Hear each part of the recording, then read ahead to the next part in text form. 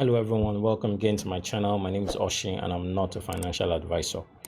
Firstly, I want to say a very big thank you to everyone who has subscribed to this channel in the last 1 week. I really do hope you find the content and information I post on this channel really helpful. In today's video, I'm going to be talking about two stocks which I believe have the potential to 6x to 10x within 5 years. One of them actually has the potential to 6x in 5 years. The second one has the potential to actually 10x in 5 years. Just my personal opinion. And please, as I always advise, ensure you do your own little research about all the companies I post before making a position. Before we get on to this video, if you live in Nigeria and you'd like to help out the channel and get a stock worth up to $100 by just opening an account and depositing $25 to your stock account or $50 to your crypto account, click the link in the description below. It will take you to Passfolio. That's an obnoxiously good return on your investment. Imagine just depositing $25 and you happen to get a stock of $100. That's a 400% return on investment on your money, right? So please click in the description below. You'll see the invite link to Passfolio. Just click on that and deposit your funds. The two stocks I'll be talking about are IPOE, ticker symbol IPOE, and ACTC, right? I should be making a position on IPOE this week and ACTC as soon as it's available on the online brokerage I use. As you guys already know, the online brokerage I currently use is Passfolio. To know more about Passfolio, you can click on the clickbait above or click in the link in the description below and watch the video on Passfolio. Currently, ACTC has a market cap of less than $1 billion and is not included on the stock list yet. But I'm going to be alerting you guys as soon as it's included in the stock list. I must state here that both are SPACs, and by SPACs, SPAC simply means Special Purpose Acquisition Company. A Special Purpose Acquisition Company is a company with no commercial operation that is formed strictly to raise capital through an IPO. By IPO, I mean initial public offering, for the purpose of acquiring an existing company. So basically, the company is formed to raise capital, and then they look for a company that is not yet listed in the exchange, and then they acquire that company, and the company becomes a publicly traded company. SPAC IPOs were the hottest trend in 2020. We saw a couple of companies get public just by doing SPAC mergers. We have the likes of Clover Health, we have Virgin Galactic, we have Tattooed Chef, TTCF. All of them went public just by doing a SPAC merger. The question you want to ask is, why am I investing in both of these companies? I repeat these things over and over again in my stock videos. I mentioned three things. One, the quality of the management team. Two, a company that innovates. Typically, they'll be able to scale and they would have tested their concept for years. And the third reason why I'm investing in both of these companies is because of the excellent balance sheet that they have. They have quite some sum to actually invest in huge research and development, which is typically good for companies like this, especially when they are just going public. The problem with most SPACs is that they do not fulfill this criteria, bringing more risk to the investors. And so I would advise you to actually put just a little of your investment portfolio in the stocks. The first company I'm going to be talking about is SoFi, which means social finance. SoFi provides comprehensive solution tailored to members' unique needs to borrow, save, spend, invest, and protect. And in return, it helps members get your money right. The key differentiation between SoFi and the traditional banks is that it's fast. It allows you to do a broad array of selection. Its content is quite educative and is extremely convenient. With SoFi, you can apply to borrow money, open an account, buy or sell stocks, deposit checks, or access cash. You can as well pay a friend or pay a bill. Now, this is similar to Square, and we know what Square has done over the years. Square has actually 6x already from the point I knew Square. And we know that digital banking is actually growing. Digital banking also provides the most convenient experience. It's easy to use, it's available 24/7 unlike your traditional banks. You can use them on any platform in any place, and it's very, very simple to use. SoFi is like a neobank. What are neobanks? A neobank is a fintech, that's financial technology based bank that operates solely digitally or via a mobile app. That means accomplishing most things a conventional or traditional bank can, minus the physical branches. Example here in Nigeria will be your PiggyVest app. Currently, there are 60 neobanks in USA, and SoFi takes up 90% of new account openings. Now, that's an incredible number to actually hold.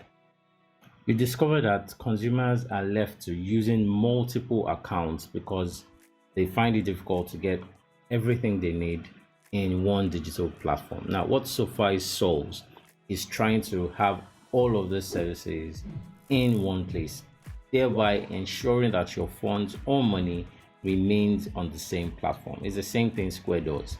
You can transfer using this Cash App, you can receive money, you can buy stocks, you can buy bonds, basically keeping your funds within that ecosystem. That way you have no need to actually transfer your money out of the system.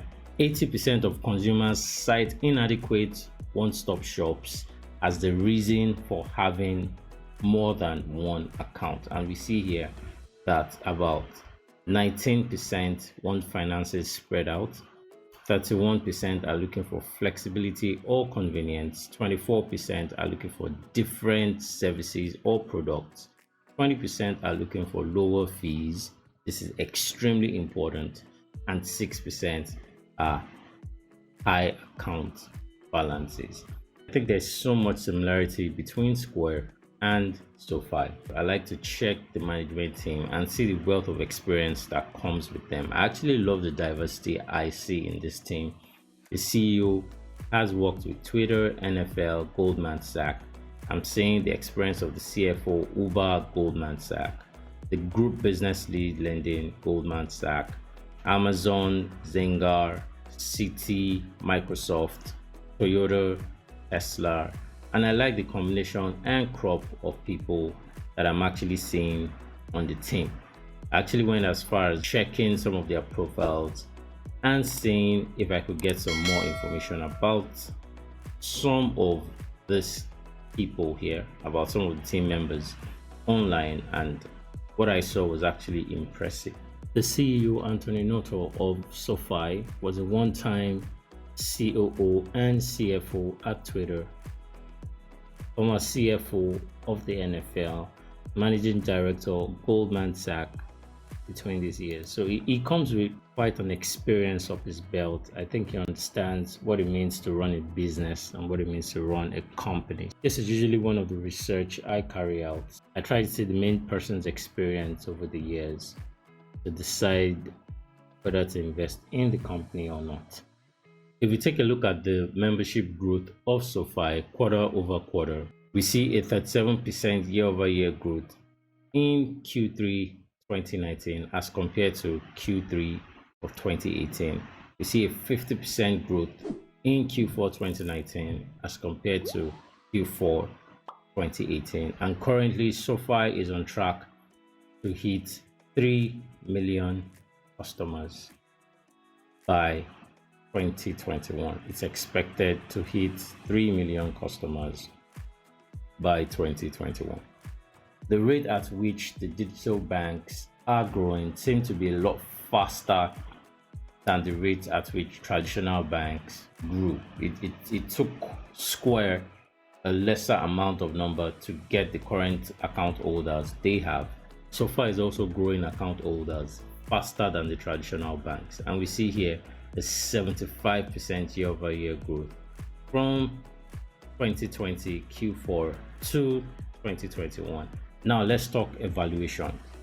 For growth stocks, I do not like to use EBITDA. EBITDA is earnings. I don't like to use earnings. Here we see a compound annual growth rate of 43% for SoFi. If we look at the expected revenue here of 3.6 billion by 2025, let's take a price to sale ratio of 4. We simply multiply 3.6 by 4. That's a $12 billion valuation by 2025. Currently, IPOE is $2 billion market cap. SoFi to me is a 6x stock by 2025. That's in 5 years. The second company is Proterra. Now, Proterra makes electric buses. The CTO was a Tesla battery engineer for 8 years. What is the most important thing in electric vehicles? By now, you guys should already know that. It's the batteries. It is also the most difficult part to scale. Now, looking at the current CTO of Proterra, his name is Dustin Grace. He was a battery engineer at Tesla for over 8 years. He moved to Proterra in 2015, where he was director of batteries, and then from there 2017 vice president technology, and today is the CTO at Proterra. Batteries of an electric vehicle is the most important thing and the most difficult to scale. Proterra also makes their own batteries with an annual capacity of 1,020 megawatts. In comparison to Tesla, if you were to compare Proterra and Tesla, Tesla makes 50 times more than the battery capacity Proterra currently makes. It makes in its California factory 345 megawatts, and in Los Angeles factory 675 megawatts. Proterra is miles ahead of its competition, the likes of Arrival, Helion, Nikola, Romeo. Proterra was actually founded in 2010, so they have about 16 million real-world miles. Their expected revenue for 2020 is $193 million. They have good manufacturing capacity and a full charging solution, so you could get various charging solutions for your bus packs. For a growth stock, I do not like to use EBITDA, that's earnings. Rather, I use revenue growth. For example, a company can improve its earnings by cutting costs, but its revenue remains same. I want to be looking at how fast the company is increasing its revenue rather than how much earnings the company is making. So typical example is this. Let's say I'm a drink company. For example, let's use a popular drink in Nigeria, Biggie. I could decide to reduce the quality of my plastic bottle so that we spend less in manufacturing a plastic drink without necessarily improving our revenue. Automatically, that gives us more earnings, right? Because we are cutting cost. I would rather look for a company that is increasing its revenue rather than cutting its cost. For growth stocks, that is what I use. Proterra has $750 million of orders and backlogs, which creates near-term financial performance visibility. Right now, the projected annual growth rate is 68% expected from 2020 to 2025. If we look at the financials here, looking at the financial model, we see an EBITDA here expected by 2025 as 21%. We see the free cash flow as 390 million, and we see here total revenue as 2.5 billion. So we take a conservative 4 times price to sales ratio. We have $10 billion market cap in 5 years. Currently, this company ACTC, that's the SPAC, is about $1 billion. That's it, 10x growth. In 5 years, Proterra could actually 10x using a 4 times price to sale ratio. Wrapping up, I'll be making a position in both companies and I expect a dip. Historically, stock prices of SPAC mergers pull back after the merger is complete. Both of these mergers will be complete in the first half of 2021. So I'll add more after the completion of the merger. Thank you very much for watching this video. Please hit the like button, share this video with family and friends, subscribe to this channel if you are yet to, and don't forget to turn on the notification bell. And above all, invest safe.